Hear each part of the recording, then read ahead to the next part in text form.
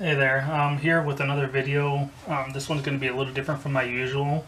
Recently, I was looking through my YouTube comments and I got a message from a marketing manager from a company called Top Done. They make scan tools and other automotive accessories. They wanted me to make a review video on the C-Reader 6001 by Launch. It's one of their companies there. It's their newer code readers that they've got.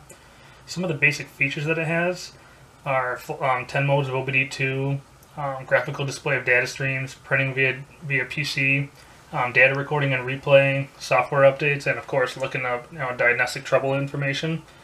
And I'm going to go ahead and open it up. I haven't opened it yet. I'm going to open it up.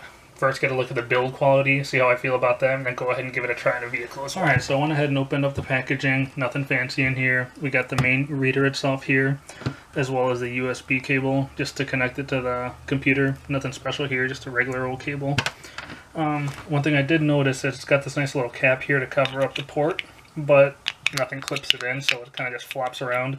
It was actually flopping around in the packaging, so I'll probably end up losing this, but no big deal. It's not really necessary. And then as far as looking at the unit, the buttons seem nice. I'm just kind of playing it around. I haven't hooked it up in the car yet, but the buttons seem nice. They got good feel to them and everything like that. They don't feel cheap. The casing's nice hard plastic. Looks like you could take a beating, which is very important with a scan tool because, they'll fall, get stepped on, whatever. So, it's very nice. Not much to see on the back, just serial number and all that stuff. 2016 copyright, so it's a newer model here. And on the bottom is just the connector for the USB cable. Nothing special there. I'm going to go ahead and test the tool out here in a car that has a check engine light. It's the 2002 Honda Accord. So I'm going to go ahead and try this bad boy out and see how it does. Alright, so I've got it hooked up to the Accord. I'm going to go ahead and turn the key to the on position and see what we got.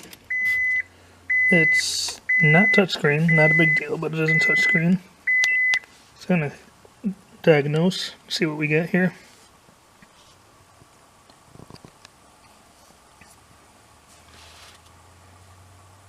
You guys will probably see okay on ISO 9141.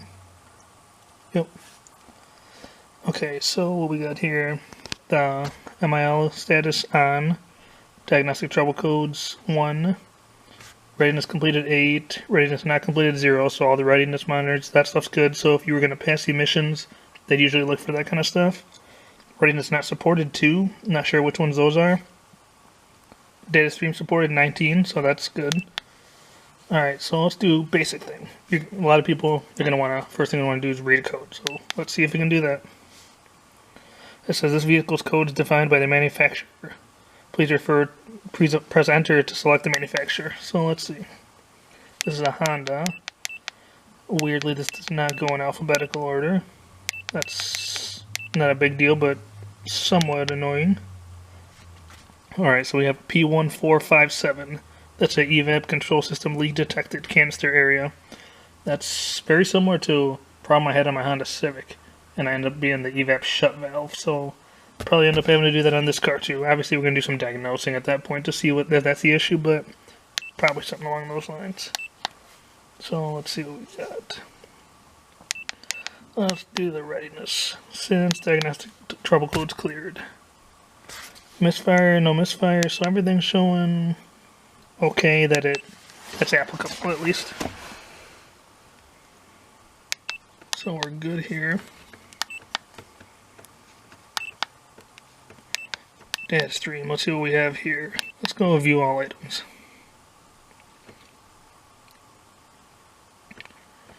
Alright, so the car's off right now, but it looks like it does read quite a bit of stuff here. Fuel trims, ignition timing, intake air temperature sensor,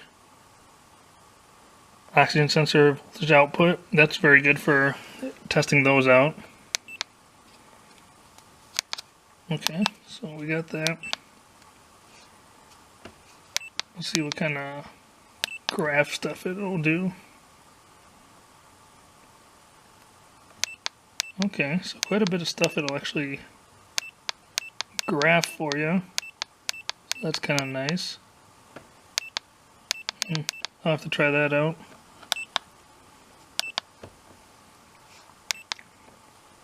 Freeze frame. O2 sensor test. So let's give that a try. This vehicle does not support. So Alright, let's try number 2. This vehicle does not support also, so you can't test the O2 sensors on here, but you can see the output voltage on them. So that would be good enough, I suppose. Onboard monitoring, let's see what we have here. I guess I'll have to look into these. I'm not too familiar with these. Like I said, I'm a DIYer, I'm not a professional, so I'll have to refer to the manual here. I know there's a help area in here, so I'll have to go ahead and check that out. EVAP system. EVAP system leak test passed. Okay.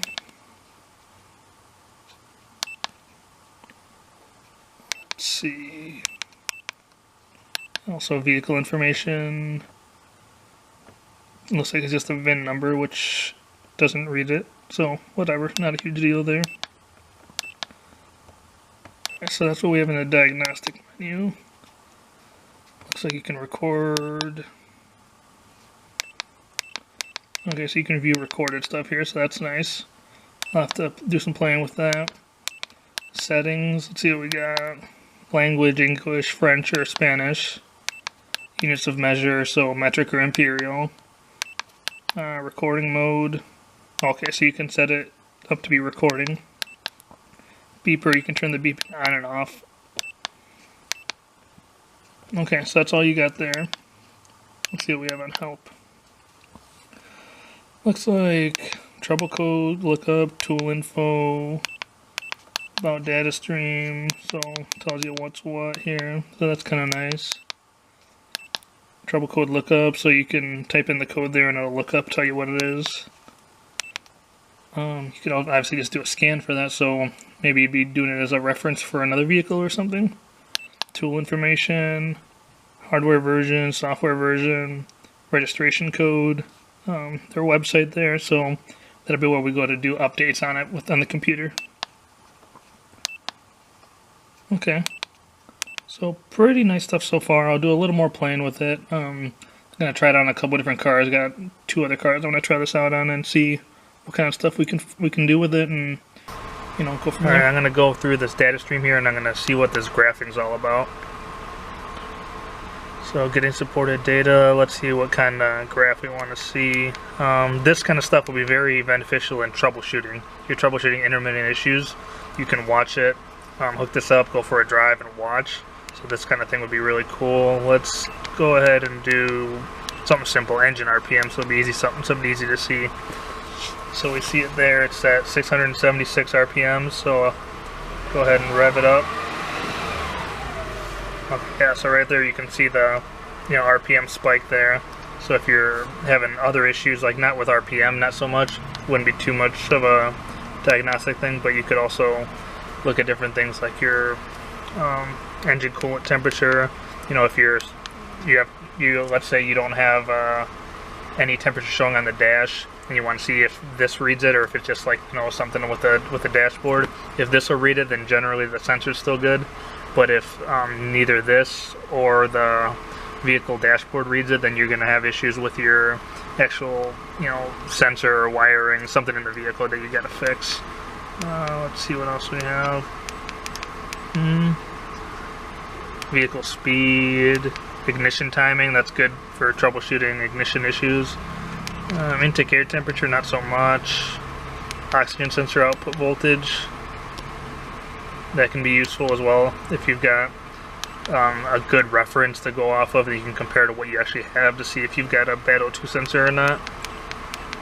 A couple other things in here, so actually it's a pretty powerful little tool. Alright, one more thing that this is missing that I was kind of hoping it would have. This can't do airbags or ABS. I didn't see anything in here for it, and the vehicle that I'm working on right now actually has the airbag light on up top here. So I wanted to actually see if I could get some diagnostic information on that, but unfortunately the tool doesn't support it. Alright, so I'm trying the tool out here on a 2004 Buick Rendezvous. It doesn't have any check engine light or anything like that, but I just want to see if it'll do any more of the diagnostic type stuff. So let's see what we got here. Let's see the readiness. All that stuff's good. Let's see. Let's see if the O2 sensor test works on here. Does not support. Okay, so you can't test the O2 sensor on this car either, which kind of sucks. It's kind of a common thing you have to replace in a lot of vehicles. Let's see what we got for onboard monitoring. Evap system. Let's see if we can test that. Test failed. Alright, failed, but I don't have a check engine light, so I'm not sure what to make of that. That's about it really in here. There's nothing really extra on this one. Let's see if maybe we can see something else for data stream.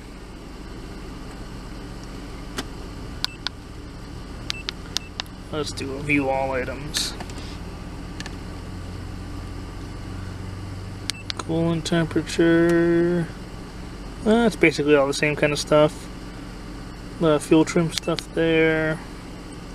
Vehicle speed, ignition timing. So it's pretty basic stuff.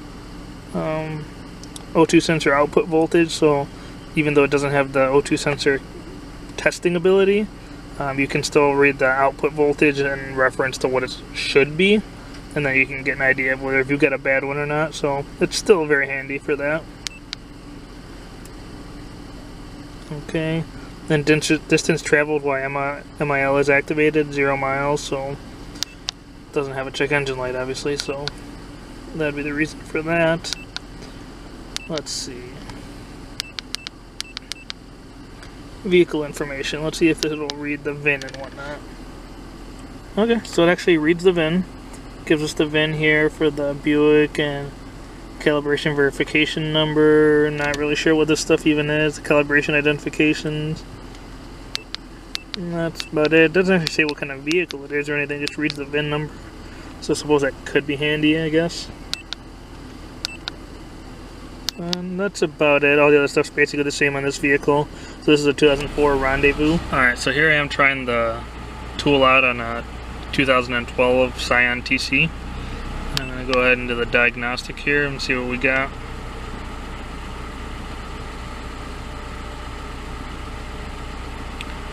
Alright, so data stream supported 40, readiness completed, readiness not supported 2, not sure which ones those are. So I'm going to go ahead and see the readiness, and that's all good there. Everything's fine there. So nothing too different there. Let's see what we got in data stream.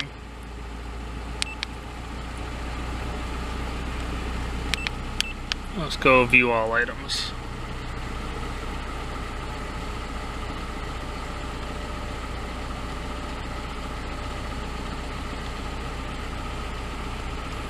Alright, so not too much different there. Let's keep scrolling, see if we find something new. Because this, I believe this has more stuff, because this is a newer car, so there should be more stuff to read. Let's see, time since engine start, I think that one's new. I don't remember seeing that one on the other vehicles I tried it on. Could be wrong though. Distance traveled while MIL light, so we saw that one before. Oxygen sensor voltage, we saw that before as well. Number of warm-ups since diagnostic trouble codes are cleared, the 255. Distance travel since the codes were cleared, 40,697. So this car's never had a check engine light then, because this has 40,000 miles on it. So that's good to know. We bought it with about 20,000, so yeah. Let's see, what else do we have? Oxygen sensor, throttle position, engine runtime with the code on, that kind of stuff. Engine runtime since the codes have been cleared. So some of this stuff in here could be very useful if you're going to look at a used car, and you're not familiar with it, and you want to see if they've cleared the check engine light recently. You know, it's a good indication if there's been some repairs or issues in the past. You definitely, if you see something where it had, you know, it was cleared just very recently, you know, it'll be very obvious to tell from this data stream here. So this is very good type of tool to have, especially if you're buying a used vehicle. Let me see if we got anything else. O2 sensor test. Let's try it out, see if it works on here. Bank 1, sensor 1. Let's see what we got. Does not support. Alright, let's see sensor 2 just for fun. Maximum sensor voltage, sorry. It shows pass, I'm not sure. Okay, so it shows the test value, minimum value, and then the maximum. Okay, so that's good to know. Gives you a test there. So a little more here on the newer vehicle. Onboard monitoring. Let's see what we got. Well, a couple more things. Catalyst, VVT monitor. That's a new one. That passes. Purge flow monitor. Passes. I mean, this car is pretty new, so everything should pass. But it's nice to see that this stuff's in here. This stuff wasn't on the other vehicle. Misfire cylinder 1, cylinder 2, cylinder 3, cylinder 4. Okay, so it's quite a bit more stuff on newer vehicles. So the newer the car you got, the more stuff really you can do with this, which isn't too surprising. EVAP system.